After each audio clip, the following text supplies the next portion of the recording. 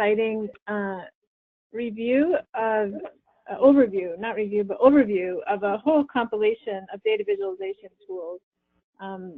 And our esteemed colleague, Andrea Miller, is our presenter. Andrea's going to tell you a little bit about herself, but she's worked with us at Cloudburst for, I want to say, almost 2 years now, and just forever impresses us with her level of skill sets and capacity and her immersion into understanding the HUD world in so many ways. So we're really lucky, though, to have her here on the call. And I see Michelle arrived also from Utah, Michelle Flynn. And what I want to urge everybody to do is open up your phone and ask a question as Andrea's going. So our theory of change here is that our learning happens experientially. Our data action training is based completely on that belief model. And here, we do know things come through your mind and you think you can't interrupt the presenter, but Andrea will repeat it again. Please do interrupt and make it a learnable, teachable moment for everybody. So jump in, and that's for like Becky, whoever's coming in with you, anyone new to community practice, whoever's on the call, feel free to jump in and ask a question as we're going. There'll be times when we open it up to questions, but definitely jump in as we're going also. So with that, I'm going to pass it over to Andrea to get going on this. And again, we're so excited to have her here. Andrea? Hi, everyone. Thank you for joining us today.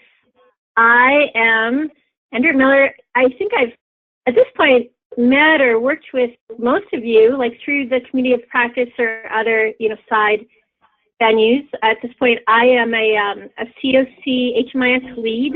I have plus years experience doing evaluation and applied research work, the last half of which has been specifically related to HMIS and homeless-related data analysis and performance improvement efforts, along with a really big focus on data visualization as a communication and community engagement strategy. I'll tell you why. I work in Massachusetts, which is very congested, as many of us on the Eastern Seaboard know. And though I'm in Western Massachusetts, which is very different from the rest of Massachusetts, we cover 3 counties and 90 different communities. We're the largest geographical COC in Massachusetts.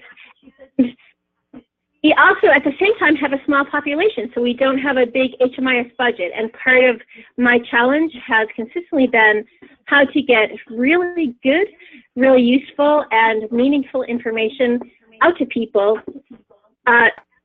Like, how can I talk to multiple types of stakeholders at once?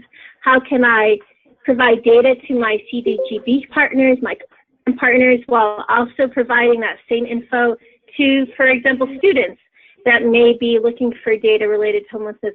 How can I, basically create as many efficiencies as I can while also truly opening up the door to engagement of our broad community? So data visualization, for me, in my heart and mind, has been a really fantastic solution for that end. And I've been able to spend a lot of time, relatively speaking, thinking about how to do that, how best to do that, talking with stakeholders, talking with constituents, using our wiki, our COC site, to improve our practices and so on.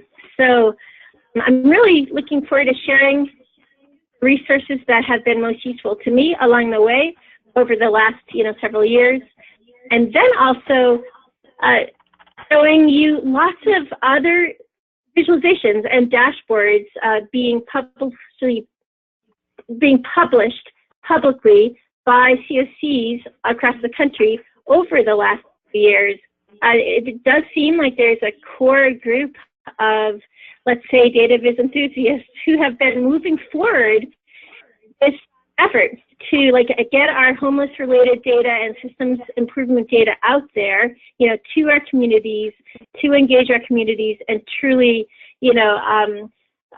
cross over from being folks who collect data and report on data to folks who actually use data and talk about data. So, that being said, our overview for today is thinking about like what is data speak versus speaking data, how do we create context in our visualizations, what are strategies and techniques we can use to actually design effective visualizations, and like how can we incorporate feedback and participatory processes to improve the visualizations we're putting out there to our communities. Data speak versus speaking data is just taking a moment to think about like where we're at as a community, as a COC, with regards to how we convey data as data analysts, as HMIS leads, as data geeks even. Like we're used to getting into the weeds with regards to numbers and speaking about numbers as quantified numbers. I know when I'm talking about numerators and denominators that I'm probably too far into the weeds for most people to follow along with what I'm talking about with regards to data.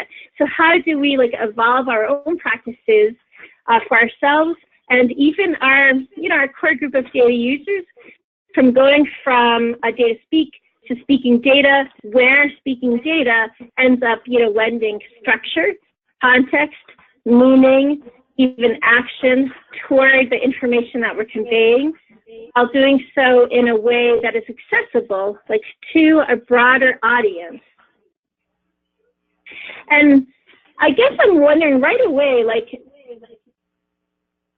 does this resonate for you folks? It feels like a trap that I get caught in terms of, again, like just sort of getting into the weeds of data versus how do I best communicate to a broader audience. Do you, within your COC, struggle with that? Have strategies or even policies that you've done to improve those practices? Like, where are you folks at with regards to how you generally get to talk about data and convert your quantified information that you're reporting to HUD, for example, into data-driven communications that you get to put out there to your community?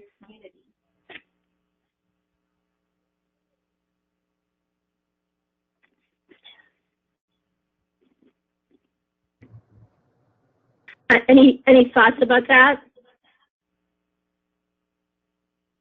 Yeah, I can speak up. So this is Tim Huffman in St. Louis. I come to this conversation actually as an outsider, and so the whole HMIS world has been very strange to me. And so I have kind of been the person struggling to understand like all the acronyms and terms and frameworks. But over the last year, we've done a lot of work kind of like blending those different threads across our community's conversation. And we've recently adopted kind of a framework we call care-driven data engagement. And oh, wow. It really kind of informs not only the way that we think about the collection of our data, but also the way that we think about data to organize care. And I find that sort of philosophical shift, like it invites people to think about how to use the numbers and words in a way that, engages stakeholders in a kind of more open format. So that's been my experience.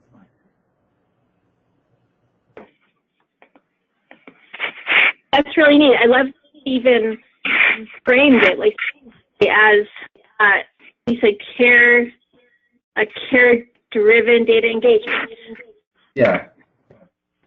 Wow, that's terrific. So so it's how do we collect data with care, how do we treat data with care, and then how do we use data to organize our care. And so oh, wow. the communications piece really comes into that last thing. So it's not just like, oh, like how do I translate this to a lay audience? The question is different. It's how do we think about data in terms of care? And that usually answers the question, how do I talk about it with a different audience? Yeah, I love that. I mean, basically, you're creating an overall, like an overarching philosophy, right, with regards to your use and deployment of data. Mm-hmm.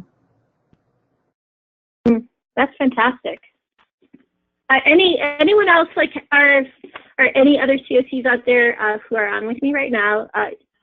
Like, have you been able to specifically pursue communication strategies?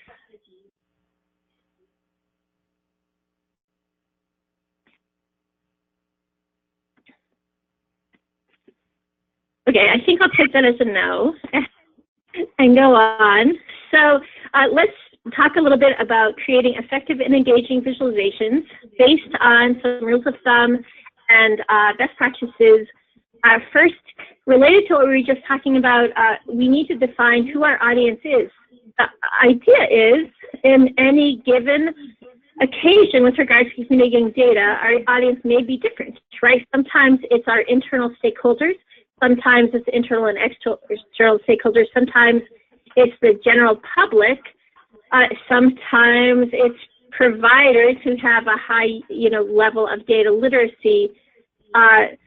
What we want to do is truly just pause, understand, and appreciate, like, who exactly is this data communication / visualization for, and how can we then, tailor our data visualization toward meeting their level of data literacy and their level of need.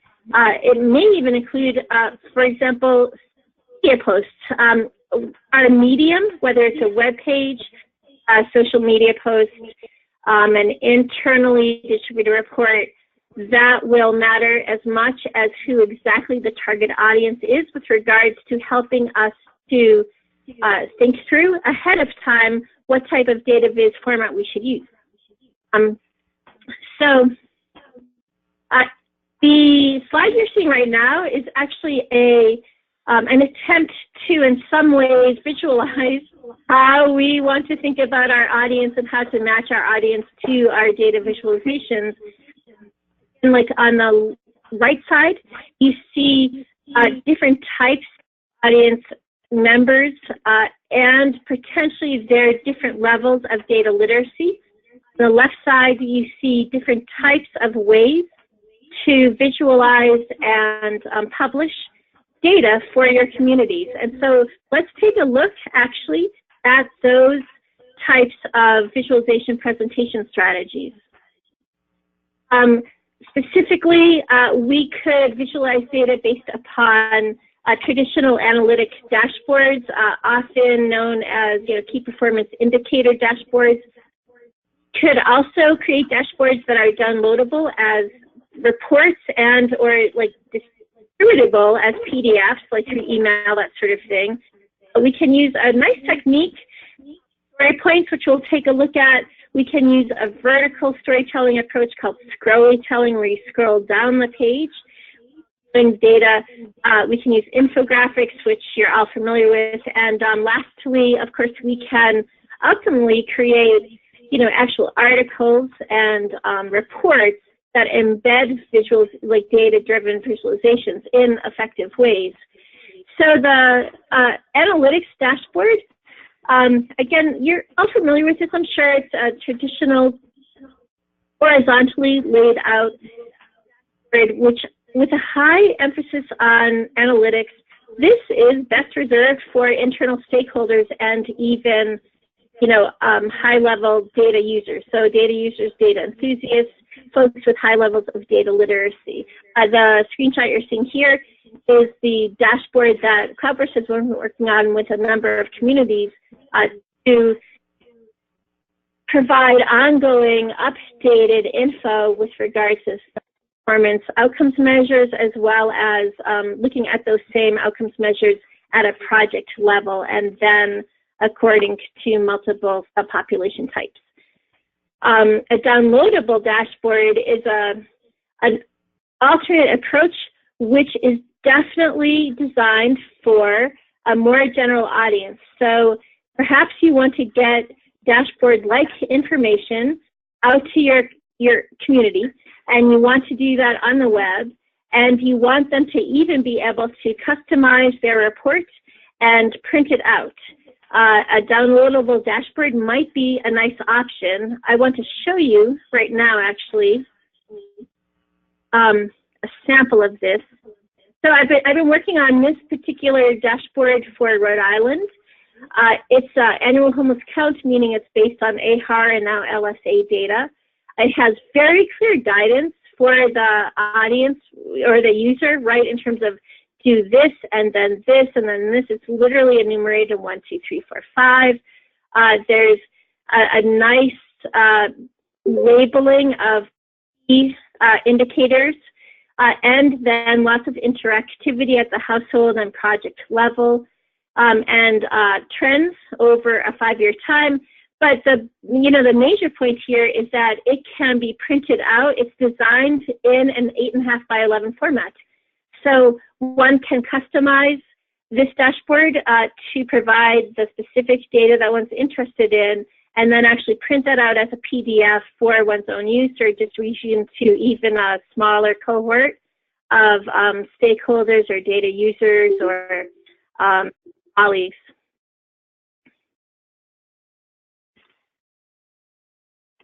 Another technique with regards to how to lay out your presentation of data is story points.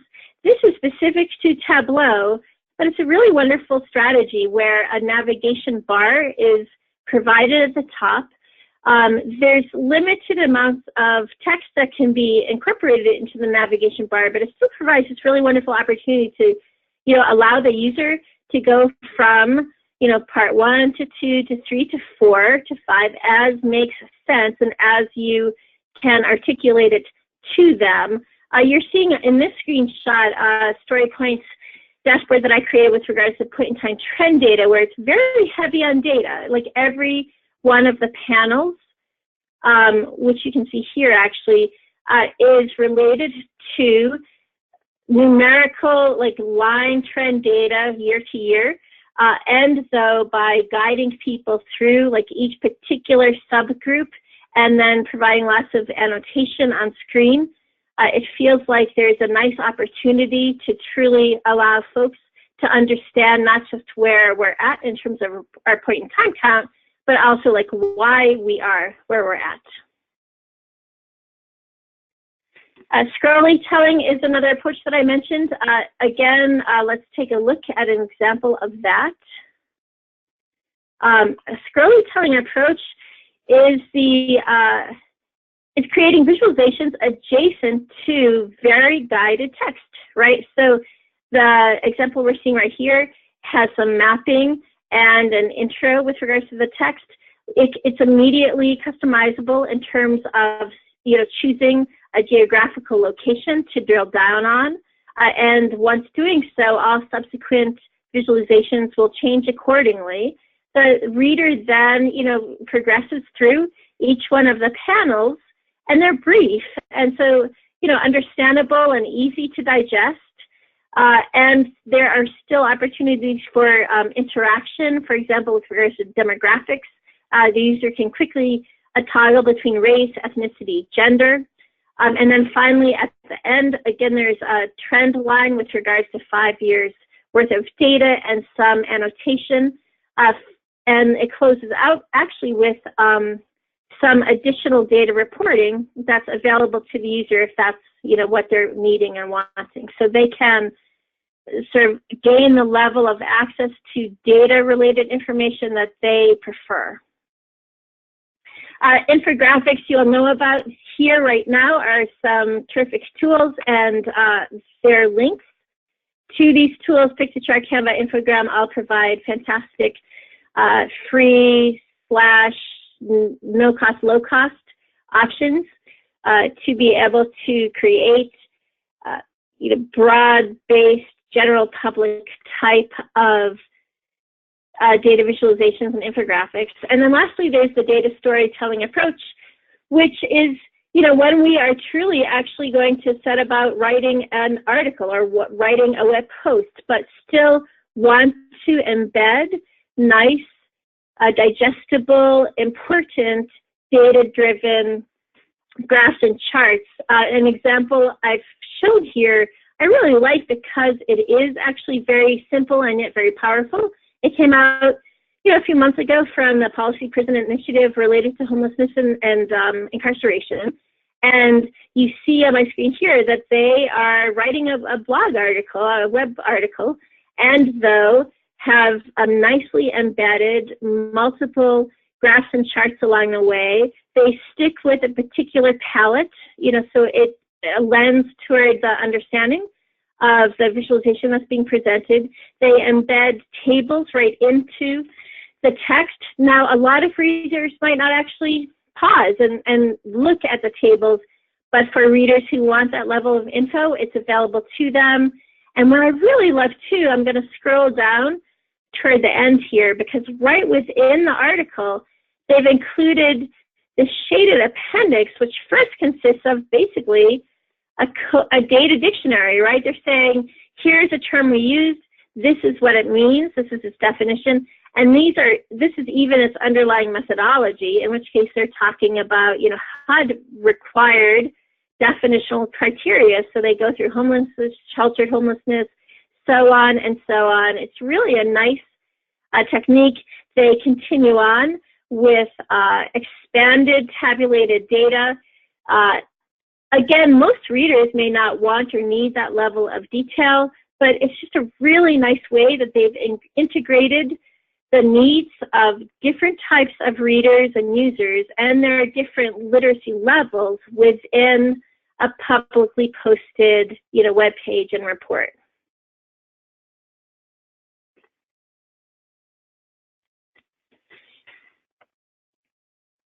Hey, Andrea. So can we go back? Yeah. Can we go back to the infographics?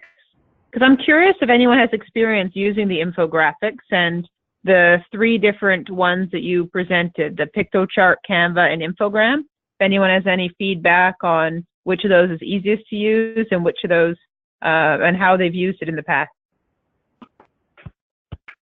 This is D in Salt Lake City. I use PictoChart regularly for any number of data diagrams that we need to put together for our agency, or that we use for just promotional materials or just data distribution. It has a lot of features. You can add graphs, you can add all kinds of pictures. Very easy to use. It has a non-profit pricing that makes it really cheap for an entire year to use. We've been very happy with it. Okay, super. Thanks. That's really neat. And it sounds like you're saying you're designing these data communications for both internal stakeholders, but also for broad public consumption. Correct. That's neat. And do you, when you're designing an infographic for the public, how are you then distributing that? Does that get posted on a website? Does that go out through a social media post? What's your usual sort of mode of transmission there?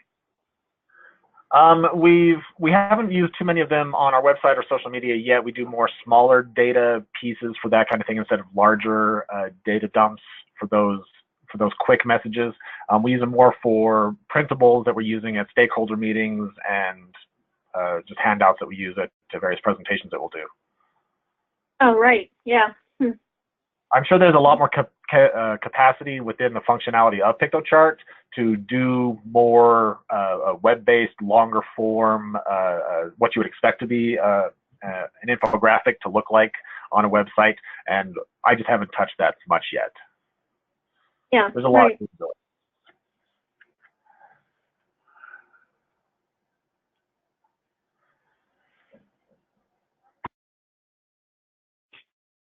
Anyone else? Or thanks, Andrea. Should we, yep.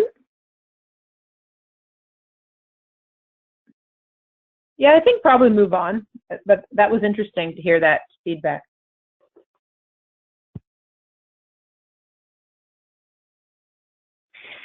So after knowing our own, after defining who is it we're talking to in this particular instance, and what is our medium of communication in this instance, we then want to assure that we create context within the visualization. This is mostly related to interactivity with regards to a data visualization technique and approach, lots of filters, localizations, especially through mapping, and even through additional data and narration provided in tooltips. So many of you are probably dashboard users, and you know how that works, but it should not be something that's overlooked. It's really a wonderful strategy to, again, sort of meet the user where they're at. You know, a user may be clicking onto a visualization and spending a few minutes with it, or they may want to spend a half an hour with it and understand everything. And by providing additional context and meaning and info in tooltips, you facilitate their process to, you know, truly learn what they're after. Annotation is a nice technique. I mentioned that a few minutes ago in terms of after creating a chart, inserting notes, basically like on-screen visible notes related to the data that's being shown. Now, we don't want to overdo that, but we probably don't use this strategy enough. It's a way to immediately allow a user to understand, you know, what they're saying, what they're seeing in a way that's meaningful and actionable. And lastly, there's the idea of actionable interpretation. I wish I had a really good guide for you about this, and I've not been able to find one, and I've looked for I think a couple of years, but the idea is like data literacy and converting data into information does have a few rules of thumb. For example, we often are providing counts. We're often providing like numbers. Information is more actionable when it's converted from numbers into rates. So we might want to, in fact, prioritize, you know, the expression of rates with regards to the data we're presenting versus, you know, just numbers. We also, and this might be known to you intuitively, we don't want to bog down the user or the reader with things like decimal places, right? We want to stick with whole numbers. We finally want to provide labels and additional information so that the numbers that are being shown are, you know, easy to grasp quickly. Again, I think that this is probably intuitive. I wish there was a good guide out there because it feels like it's worth like putting into writing for all of us who do this all of the time. It's not there yet, but I will let you know if I find something like that. After making sure that we are introducing opportunities to create context and customizability through interactivity and filters, we definitely want to pay attention to our best practices related to design. So this is where there's lots of wonderful resources out there, and I'm going to show them to you.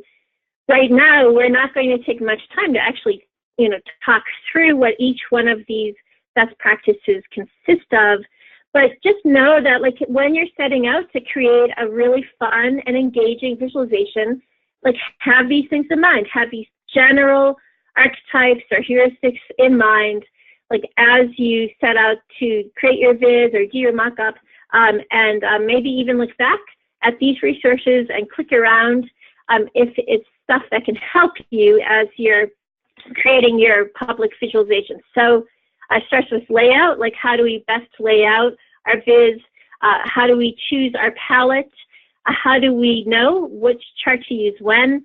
What in the world is the data increase ratio? And let's always make sure to do a mock-up of the viz that we're making. So starting with layout, there are a few really nice guiding principles.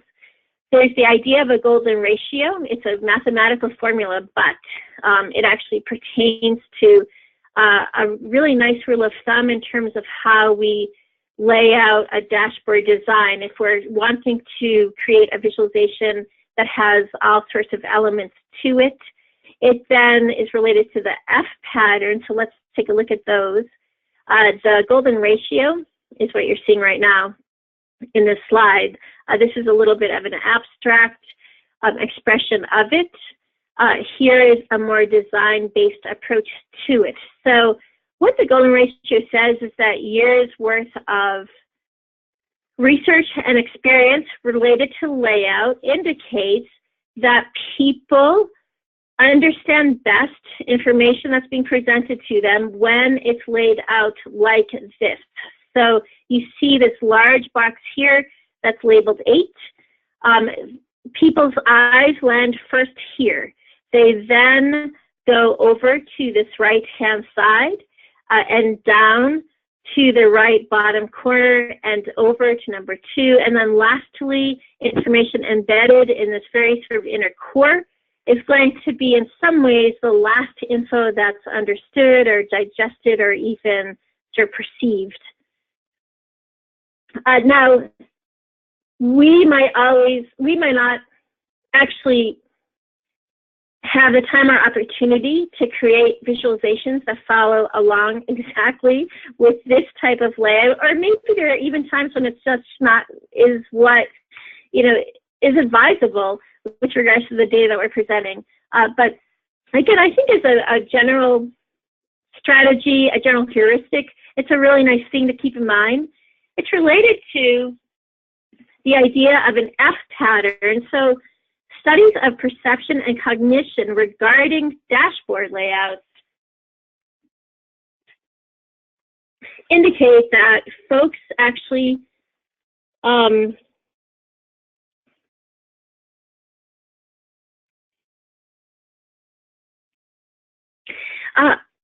tend to view dashboards according to an F. They look across and down and over. You see here an actual perceptual study that's been done. This is based on an eye tracking study. These studies have also definitely proved that the use of bands, which means big ass numbers, across the top margin or the left side margin end up being most effective. And they lastly seem to indicate that people sometimes spend the most time looking at pictures of people. And you see that here too in the eye tracking study. I don't often actually end up being able to include numbers or images in dashboards or visualizations that I'm creating. But I really do like the idea that if we're able to incorporate images of people within our presentations, it really could create an added level of engagement and interest among the viewer. Another design best practice is related to palette.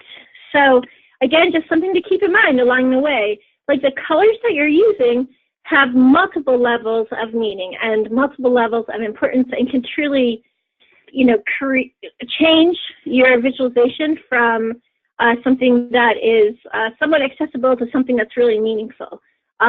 Here's a wonderful example of a simple concept related to color encoding, where here on the left you see these balloons of multiple colors and everything is equal. On the right we see that one balloon is colored, the rest are not. We can use these same principles with regards to our design of data visualization. So for example, if we have 4 performance indicators that we're communicating, but one is more important than all of the others, we can actually accentuate that one through the use of color. Where's your attention drawn is a link that's provided to you that goes to the article that has a lot of wonderful information and examples regarding the concept of how do you actually use color to accentuate and draw attention to particular important points. Palette is also definitely related to the type of data that you're providing and conveying. So for example, perhaps your data is sequential or ordinal, perhaps it's diverging or like rank ordered, for example, or qualitative, so categorical. With HMIS data, qualitative might be like chronic homeless versus veterans versus young people. And sequential might be, length of stay categories.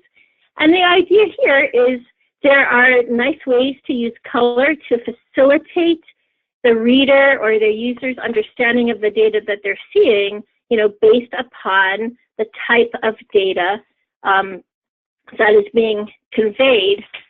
Similarly, there's also times when we want to be sensitive to the fact that folks who are colorblind, which is almost 10%, 8 to 10% of men are colorblind, and the diverging colors, especially with regards to red and green, can be really problematic and not perceived correctly. So there are rules that can be used, or at least considerations that can be incorporated to avoid, problems with regards to conveying data for folks who may be colorblind.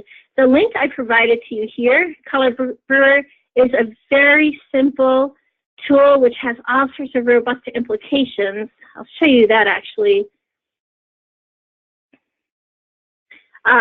It's been around for a while, but it's still always recommended. You can specify the number of data categories that you're working with. You can then define, is it sequential or diverging or qualitative? And after doing so, color schemes are proposed or suggested to you. You can then also filter them to make sure that they're colorblind safe and or make sure that they're print or photocopy safe.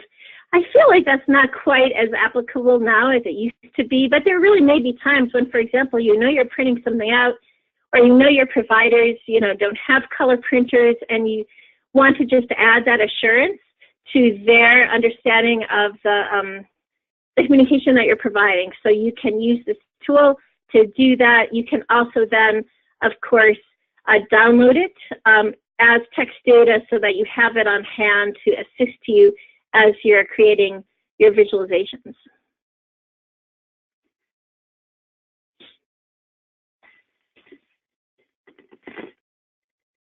I want to pause for a moment. I'm about to talk about how do we think through which charts to use when, which is sort of a broad topic. Again, what I'll mostly do is show you a bunch of resources to use if you want to read about it more or learn more about it, understand it more deeply. But I guess I am interested in whether any thoughts or questions have come up for you at this point with regards to the best practices I've been talking about so far.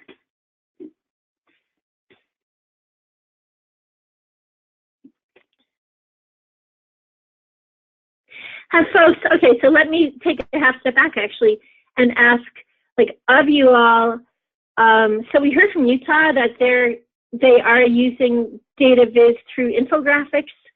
I know that some of you use analytic data dashboards, but I guess I'm just also wondering, use of data visualization and engagement, is it something that you've done a little bit of or nothing of? Is it something you've been wanting to work toward?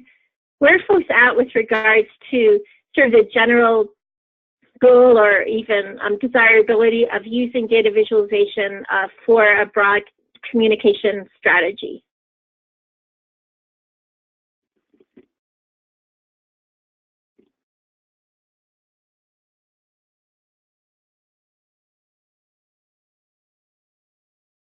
This is Andrea. I could say that I have actually not used any of these things, and I probably have people with fairly low data maturity and literacy, and some of these I would really like to use, but I don't think I have the skills or the time to put them together unless I kind of got something that you pop it in and it's ready to go. And maybe if I took a look at some of the infographic tools, I'm definitely interested in looking at those to see how easy they are to use. Yeah. Okay, so at this time, you've not been able to have the opportunity or time to pursue this strategy, but it seems like something you might like to pursue.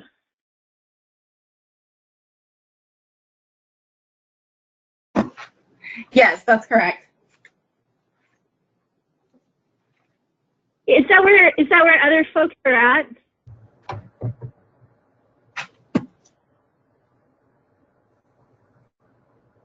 In my community, we've used a variety of visualizations. We have the Cloudburst dashboards that we've used, and we're in the beginning adoption phase. I wouldn't say that they're widespread used across all of our COCs in our region, but we've used them to kind of structure a series of data maturity workshops, and people really love them and love digging into them.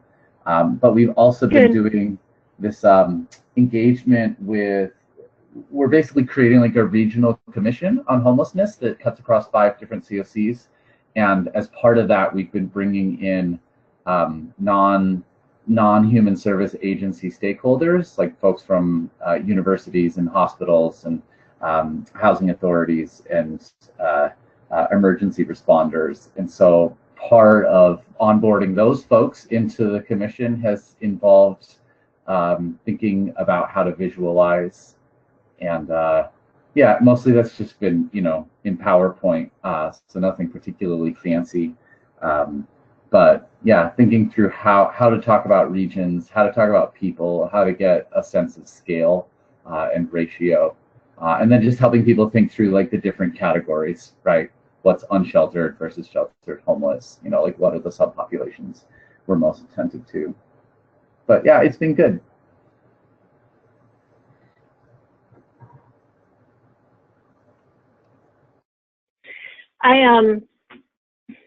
Yeah, so I know that we often don't have time to get deep into this type of our work, but what's really neat about it in some ways is that you can just start it. So there's tools we can use like Tableau or Infogram, for example, or Pick-to-Chart, where we can just do something. We can just start it and have a little bit of fun with it, and keep in mind the best practices that we're working through and get it out there, and then just start building on that. So maybe that's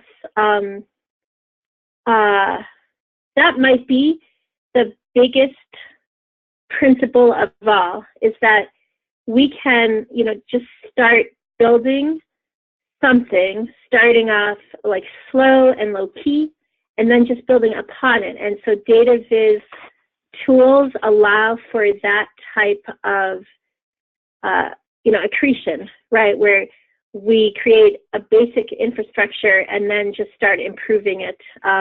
We will have toward the end of the presentation, I do have a couple of templates that I'm going to provide for you in case you do want to use them to start building off of. And I'm really interested in knowing or hearing like broadly from COCs across the country if that could be a strategy that would be useful and helpful. There are, as I mentioned, and we'll take a look at some of them, some COCs out there who actually are pursuing some data viz strategies and doing some really terrific work.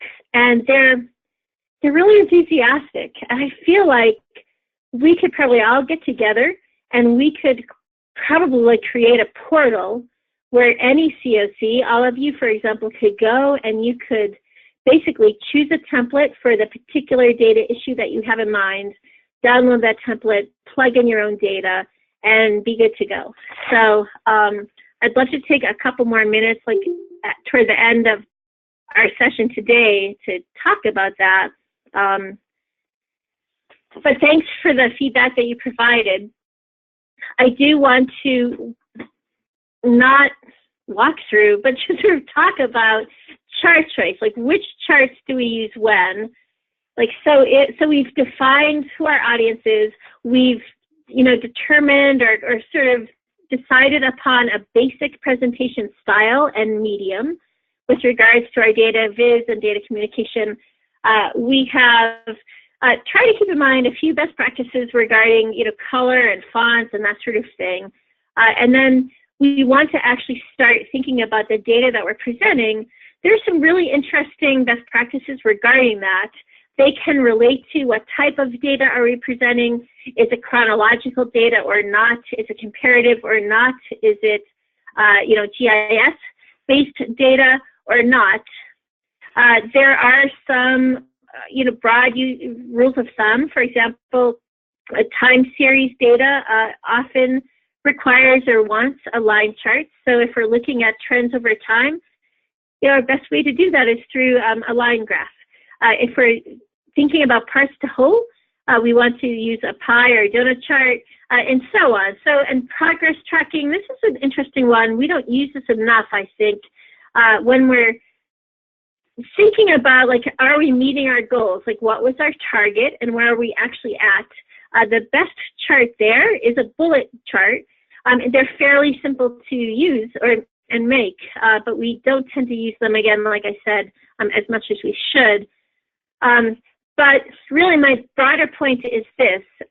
There are lots of wonderful resources out there that you can use when and if you want to learn a little bit more about, rules of thumb with regards to which chart when.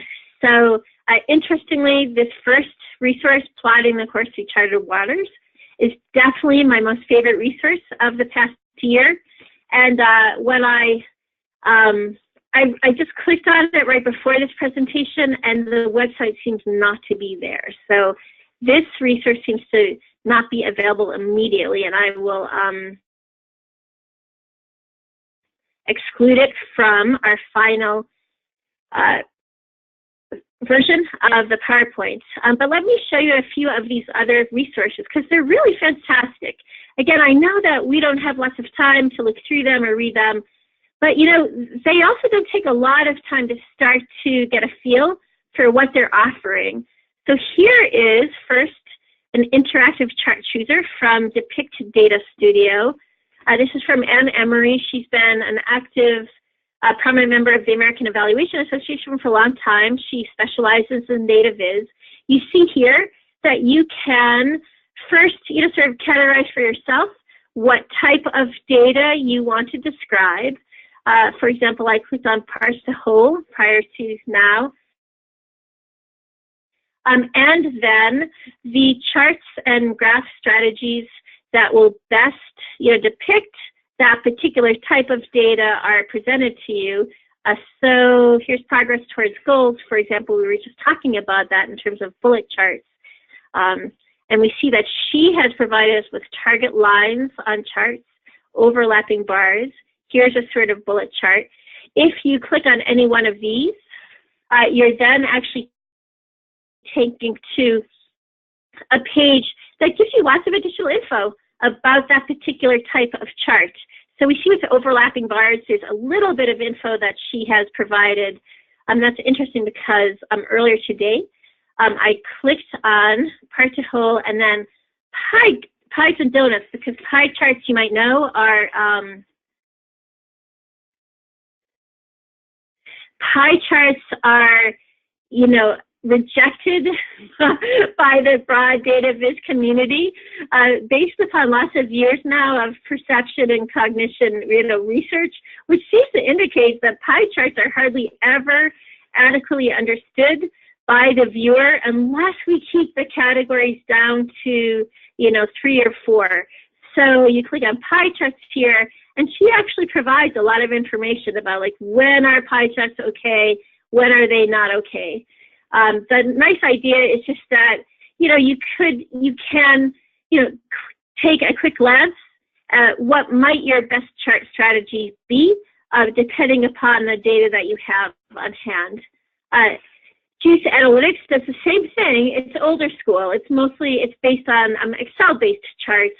But again, you can click on the type of data you're interested in conveying, and you're immediately provided with your best strategies in terms of how to do that. And in this case, if you're an Excel user, you can download templates right away and just insert your own data to then create the particular chart that you want to create.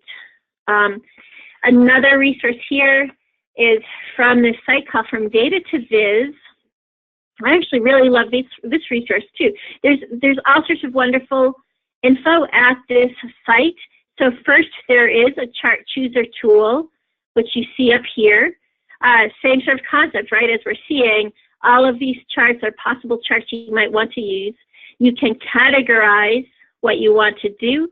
Up here, you can click on your desired choice, and then drill down to your best bets with regards to charting. But even better is this wonderful section on caveats, right? So we all know that our data comes with limitations and considerations that we want to communicate to the user, to the viewer, to our community. We can even know how to do that based on a chart-by-chart type of basis. So there's interesting discussions and possible considerations that are, provided for you using this tool here, where you can click on the type of chart you've designed, and then even, drill down a little bit to like what are the limitations of this presentation type? What might you want to know? Maybe you want to communicate that somehow. Maybe you just want to know it as a hedge, right, for folks who use the charts and have follow-up questions.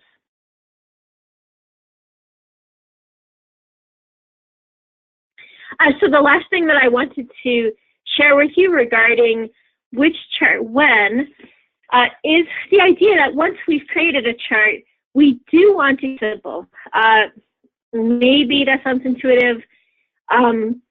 There is a historical principle regarding a data-ink ratio.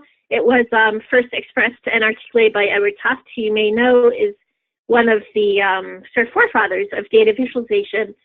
And the idea is we want to maximize data and minimize ink, meaning text and extraneous sort of info within a chart. So not within the overall data viz, but within a chart itself.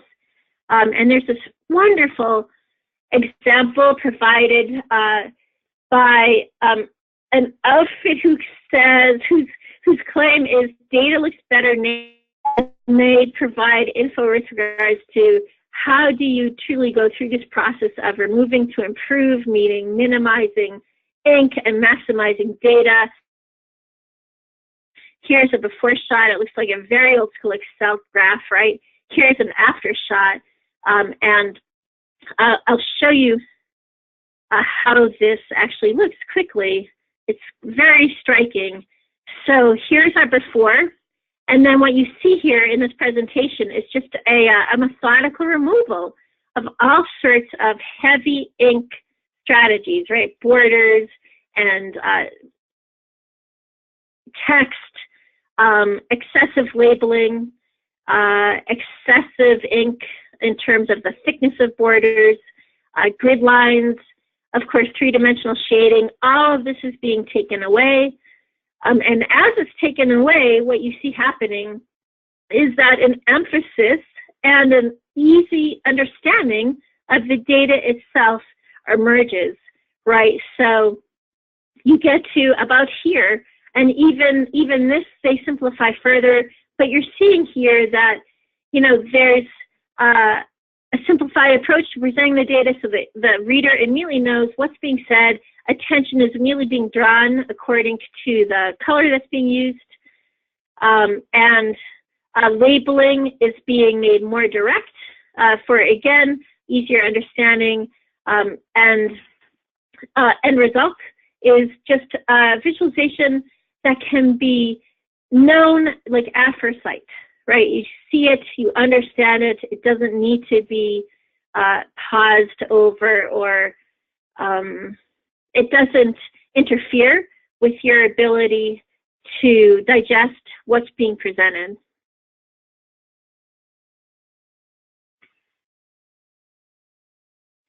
Lastly, with regards to thinking about design and all of the design best practices, palette and layout and charts and which chart to use, is just simply the idea of doing a mock-up before you actually do your visualization. It's such a simple step, and yet one we probably don't usually do.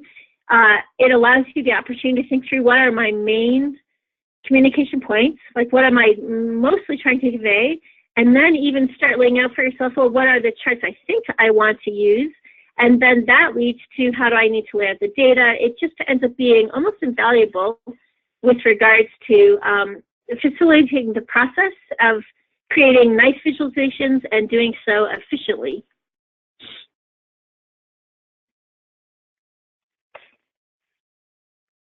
And from there, once you've done your mock-up, you want to start talking to people. Hopefully this too is intuitive.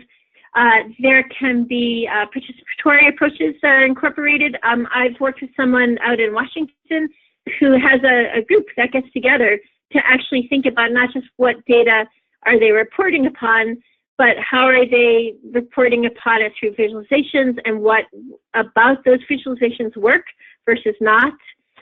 You can do user acceptance testing toward this end, which some of you who are using the analytics data dashboards have done, where you solicit, specific user by user feedback about what makes sense, what doesn't.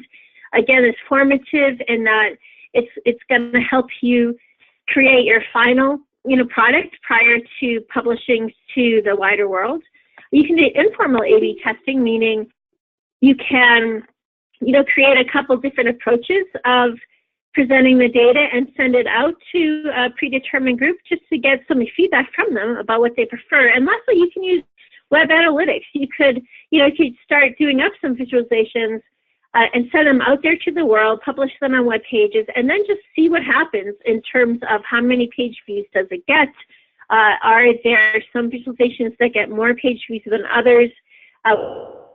In terms of the type of data visualization that you've created, it can actually be pretty informative to pay attention to that aspect of community engagement. And lastly, all of this can absolutely be fed into, an ongoing iterative process. So the idea is just that we often want to just launch something. We can just design something and get it out there, but then know that there may be multiple opportunities along the way to learn about how to improve what we've done, to change, what we've put out there accordingly, and to, again, engage in the same sort of observational strategy of understanding and hearing from people what's working and continuing to improve what we've done so that it truly connects with the folks that we're hoping to connect to.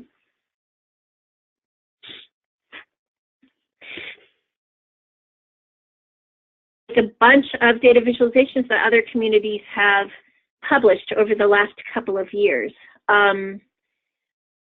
We can get into that right away, but again, it seems like a good point to pause and see if you have any questions or thoughts or comments about what's been shown so far.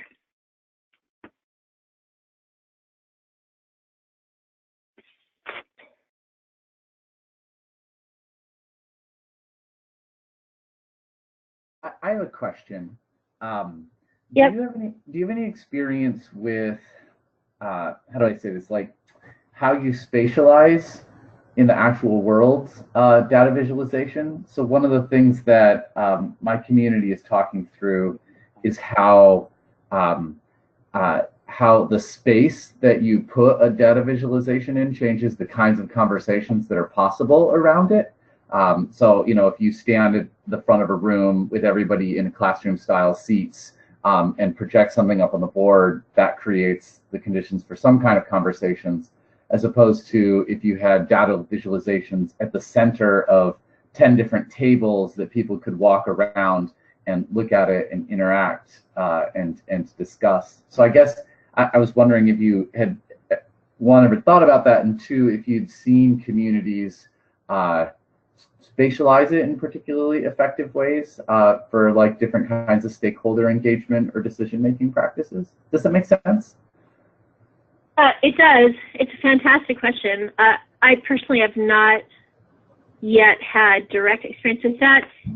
Part of the data maturity training that Jamie and Cloudburst does definitely incorporates some of those types of principles, because that also is connected to a lot of participatory feedback strategies that evaluated. There are things like world cafes versus whiteboard strategies versus other types of participatory feedback opportunities are provided. So I totally know what you're saying. I don't know of any data or like experience that has specifically looked at that or thought about that with regards to data visualization.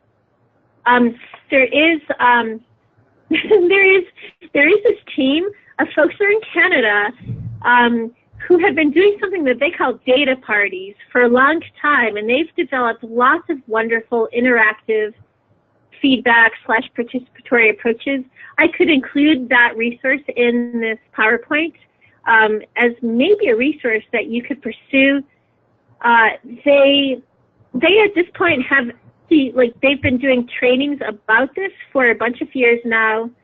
They do seem to have some, lived experience with regards to what can work and what can't work. So maybe that might be an avenue for you to explore.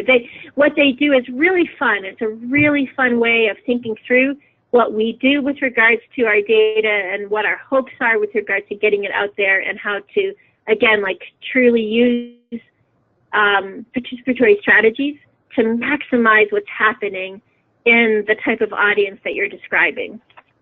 Love it. Thank you. Okay, so any other, thank you for that. That's really interesting. I'm glad that you asked that.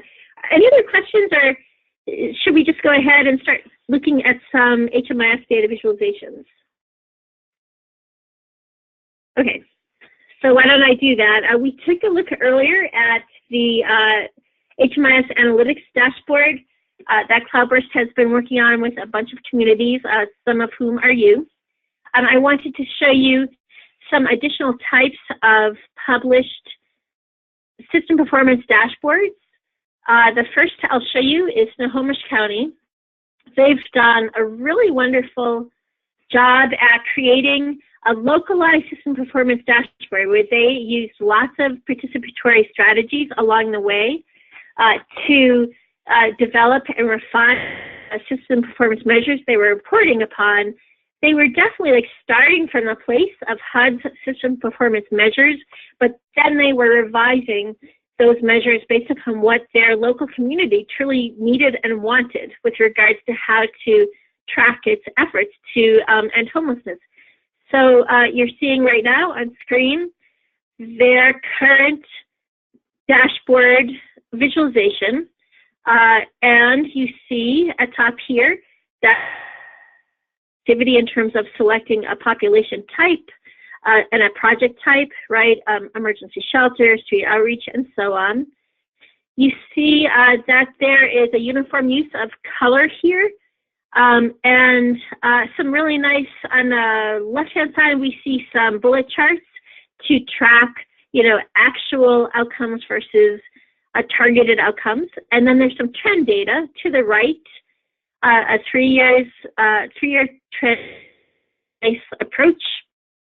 Lastly, you see some, I think, information. Yes, so you have two places here to click on an information box to learn more about what exactly is being conveyed in this dashboard, and what it means and what the underlying definitions are and that sort of thing. So they've done a really nice job here. What's neat is if you want to learn a little bit more about this, HUD on their efforts with regards to this project here, the link is in your PowerPoint, and it walks through what is it that they've done, how did they iterate, where did they start. So you see here, basically a starting place for how they first start to report upon their performance measures, and then you see their evolution, as they were able to involve their community to more and more greater degrees, and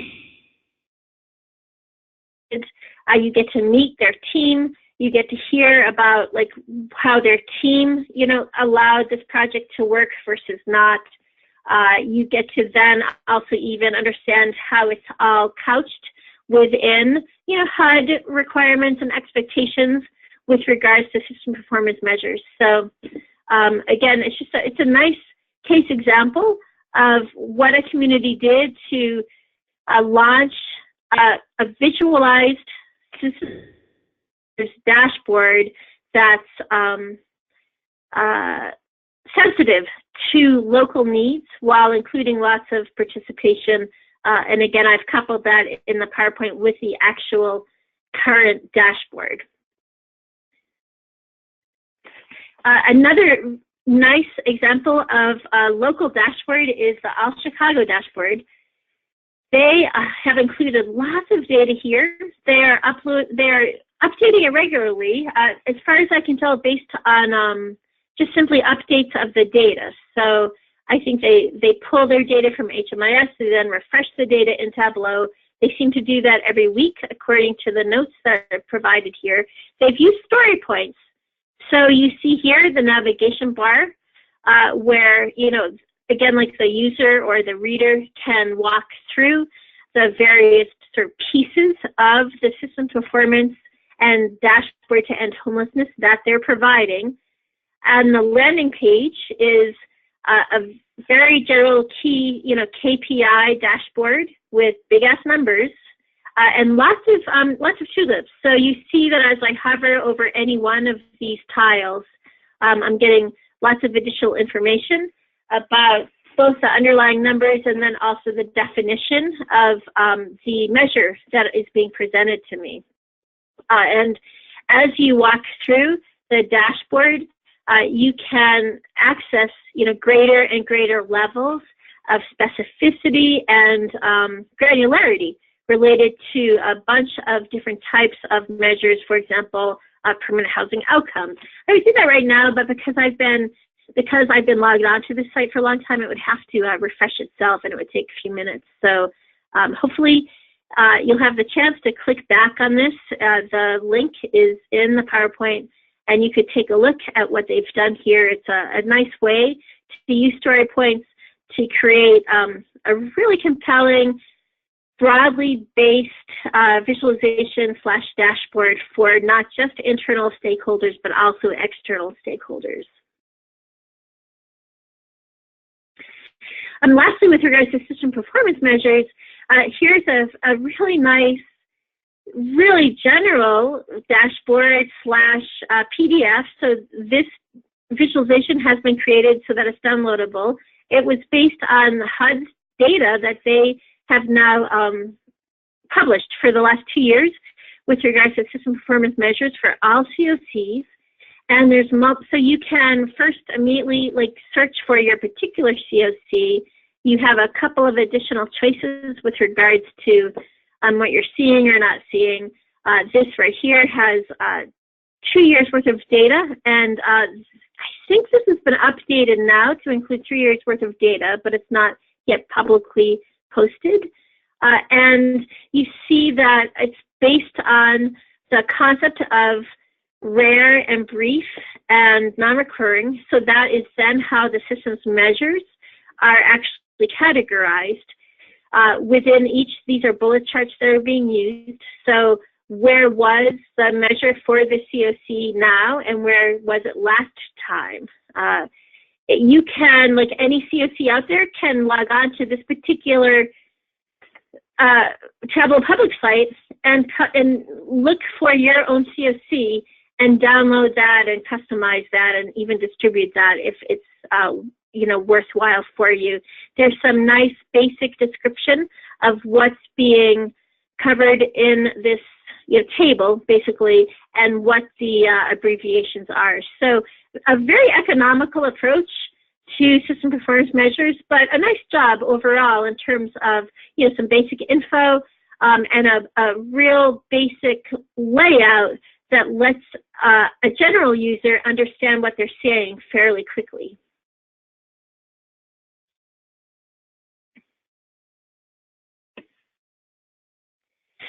So another thing we can take a look at is some coordinated entry dashboards. I wanted to show you a couple that have been published over the last couple of years by Connecticut, who are doing a really nice job. This is a family dashboard based upon by name list data that's being posted regularly. I think it's updated weekly, at least monthly, by the Connecticut Access Network. There's some nice customizability right away with regards to regions in, you know, Connecticut. And then even you can drill down to search specific parameters with regard to date. You then see some big ass numbers here to get a general sense as to where things are at, how many folks were diverted, within the coordinated entry system, what's their average length of time on a by name list, and so on. And then there are some nice time series charts over time, along with some additional details. So a really nice rendering of some really valuable basic stats with regards to using by name lists to operationalize our coordinated entry systems. They have then also done this broader based, like, statewide dashboard, which includes, so you see that Tableau is refreshing itself as I talk to you. It'll just take a moment.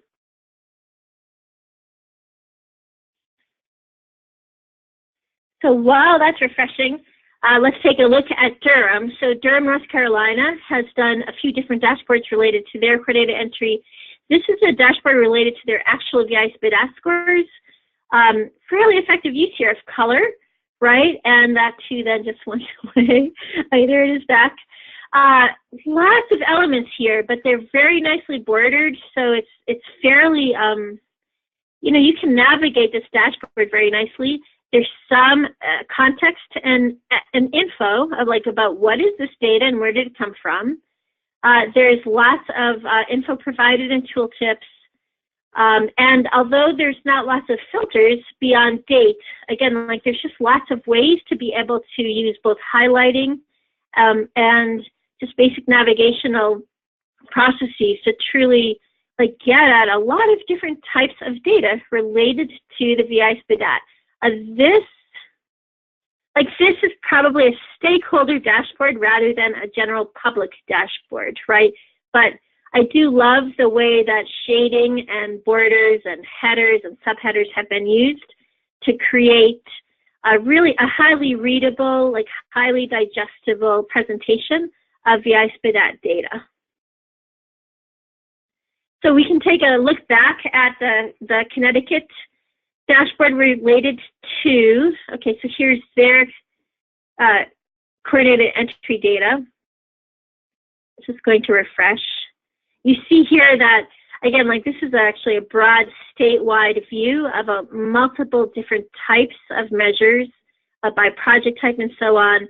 But here they've done a really nice job with both the major key performance indicators and then the filters to the left, right? So one can customize the dashboard based upon a number of different subtype variables.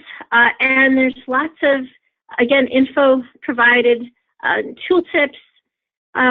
They've included, increases and decreases. It's just this is very nicely done. It's highly readable. I think that this is, although the level of detail may mean that it's geared towards stakeholders, I think that even within the stakeholder group, folks of very different data literacy levels, could log on to this and definitely get a sense as to what's happening and be further engaged then in their understanding of what's happening and their ability and desire to participate, right, with COC level decisions.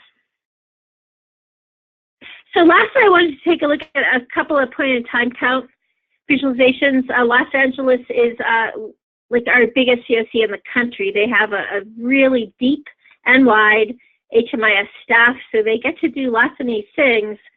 But let's take a look at it because it is a nice example of how dashboards related to point in time counts can be rendered and shared publicly.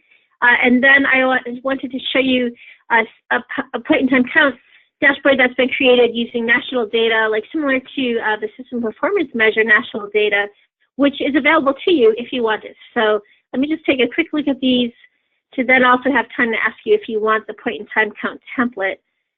Here is Los Angeles. So you see that they've completely incorporated their data viz into their web page, although this is done in Tableau. which you know, because now it too is refreshing itself. They've included lots of notes below, you know, to make sure that the user understands various limitations and or definitions. They've included a lot of initial interactivity in terms of community. So when you click on this, you see that in LA, they have like dozens and dozens of different communities. So this one small dashboard is actually, you know, able to be filtered by all of these different subregions.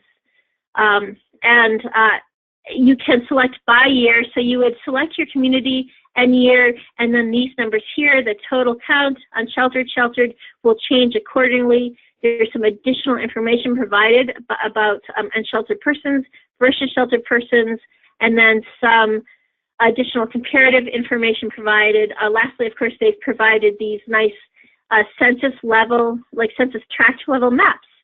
So again, like how you filter the dashboard is going to then impact all of the additional data that you see. And they have these, so this is just one. We're looking at the overall counts. They've also localized these further so that there's separate dashboards like this for use and for families and for individuals and for unsheltered only. So they've done a ton of work with regards to providing like localized, customizable data to their very large, you know, community with regards to point-in-time counts.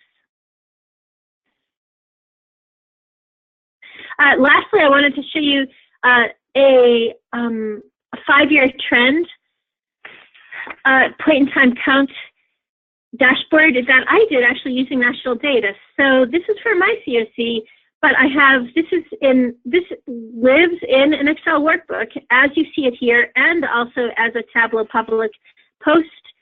And that data is structured in the Excel workbook. And the idea is that one can, you know, simply find their COC and then publish the dashboard trend report to a website, and or do it in Excel and distribute it through an Excel workbook. And in both cases, print it out as a landscape PDF. It's just a one-page landscape PDF for, you know, a quick assessment by people like your board or, you know, other interested stakeholders in terms of where you're at over time with regards to overall counts, individuals versus families, and then priority population like vets, chronic homeless folks, unsheltered folks. So I do have that available, again, like in Excel and in Tableau, and could send that out to you all if that seems like something that could be used by you or you would be interested in having on hand to take a quick look at your, you know, at data of the past 5 years with regards to your point-in-time counts. Definitely wondering if you're interested in that, or yes, no, maybe. Absolutely. Great.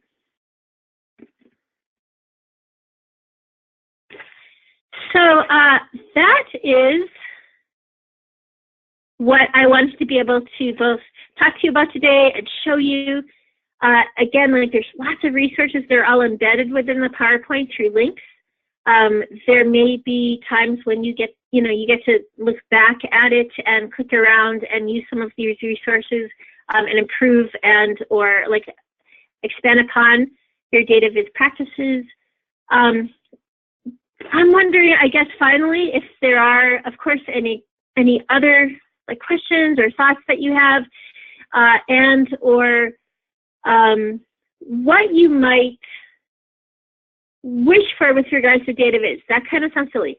But for example, I have wondered if, like, what if we did create a repository, like nationally, for data visualizations for COCs, so that a lot of us who are doing this, like, we can publicly post the visualizations so that they're downloadable, and your data could simply be inserted in the place of the template data, and you could then have access to that visualization to post or use as you saw fit.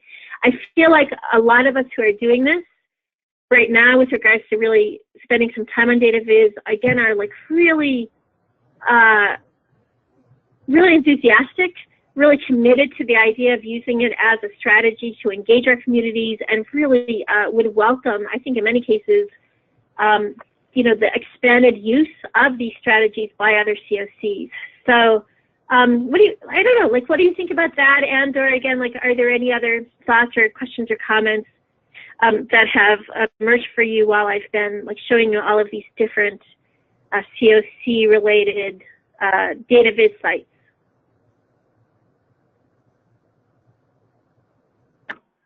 I'd love to see that repository set up to access. Ditto. Yeah, me too.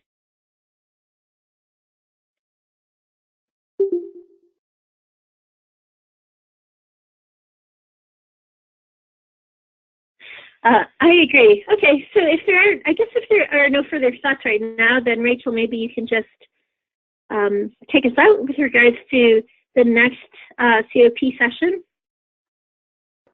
Yes, definitely. Thank you so much, Andrea. I know I myself personally learned a great deal, and we're going to be sending out the PowerPoint to everyone with the links that are embedded, but also we're working to really update the URL that's currently just the Data to Action training materials, but we're going to make it a repository for all of the community of practice materials, and that could be somewhere as well where we included that repository of people's data visualization examples and templates for further peer sharing. So that's definitely something that we can think about and talk further about. The next D2A community of practice date is going to be Wednesday, January 23rd.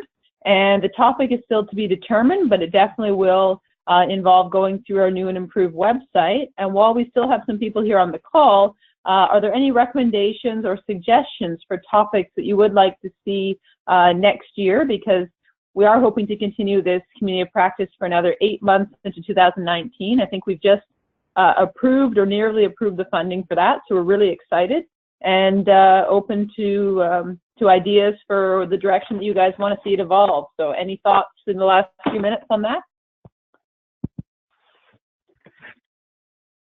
I mean, I'd love to hear folks talk about and share their stories about how to facilitate community level conversations that incorporate data for strategic decision making.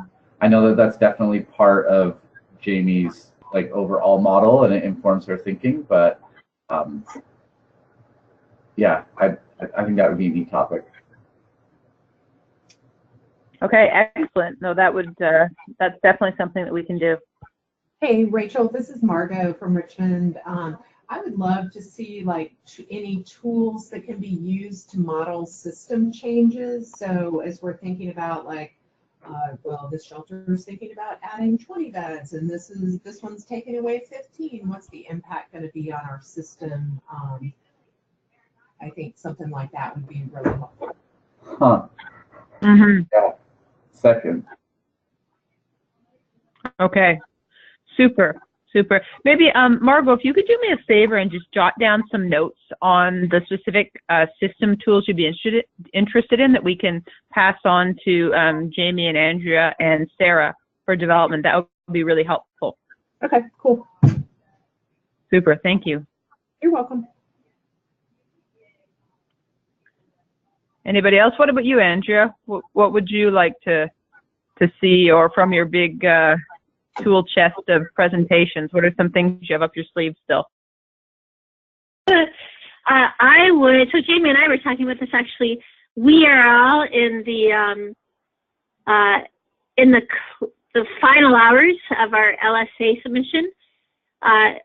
It feels like it could be worthwhile to both discuss just really generally like the strengths and weaknesses of the process and or the pain points that we encountered, but maybe even more specifically, how to make the best use of the output that's going to be provided to us. So we're not there yet, like that output isn't yet actualized in the way that HUD envisions, but if you look back at the programming specs for the LSA, the output that they are saying they're going to provide to us is extensive, like almost too extensive. And how can we, even as a community, like actually just zoom in on what of all of the output is going to be the most useful, and even from there, how can we, like, are there ways that we can conveniently convert that output into actionable info / data communications, you know, for our stakeholders? Excellent. Yeah, that definitely would be very, very practical and tools. All right, well, if nobody else has any further feedback, thank you very much for your participation. We really appreciate everyone's input, and we look forward to the next date on the 23rd. And thanks again, Andrea, for your presentation. Yeah, thank you so much. Thank you all. Bye. Okay, bye-bye.